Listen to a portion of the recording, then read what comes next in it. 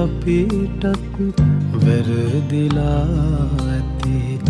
ඉතින් යලි හමු වෙන්නේ නෑ.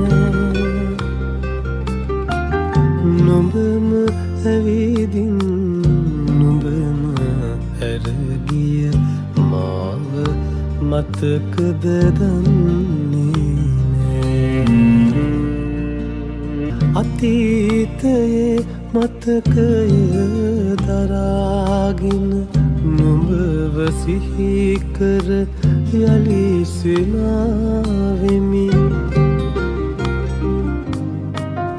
තවත් රිදවිලි මොටද එබැවින් මෙහෙම මෙතැන මග නතර වෙමි.